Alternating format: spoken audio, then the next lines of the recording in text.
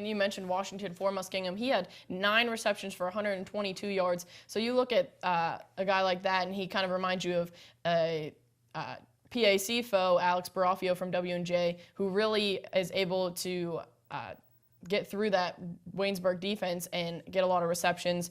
But then you just look, the defense, they had a lot of good individual efforts, but when you give up 200 and plus yards, 239 to be exact, rushing yards against you, and only 157 passing yards, you don't want to see that statistic. You never want to see your defense giving up 200 plus yards and expecting to win a game, although Carter Hill really showed his poise in his first full season underway as the Waynesburg University quarterback. And in that last drive that you talked about, he had 2 completions to Jake Danks, who was a new target for him, for 8 and 9 yards. And then he had 2 incompletions, faced 3rd down and 10, and then he had a great pass to Andrew English for 25 yards, and then that completed with a 23-yard pass to Bernie Thompson, who slipped a tackle and went in for the touchdown. And you mentioned earlier he ran the same route that we had Adam Moses run before, and one of the big things for this team missing was Adam Moses, Christian Jackson, and those players, and then they had no tight end chemistry whatsoever. Yeah, that was a big concern for me on the offensive side of the ball was,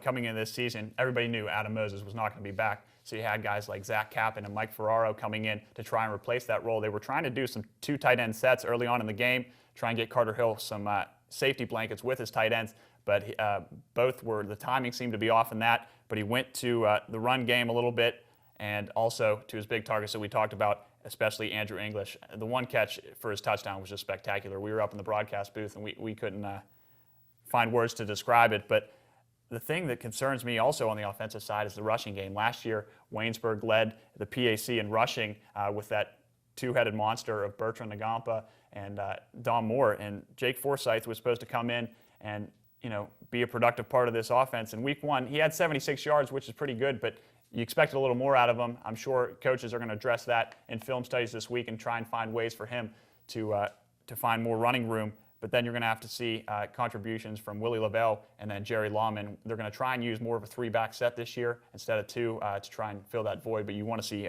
Jake Forsyth step up into that big role that we know he can do.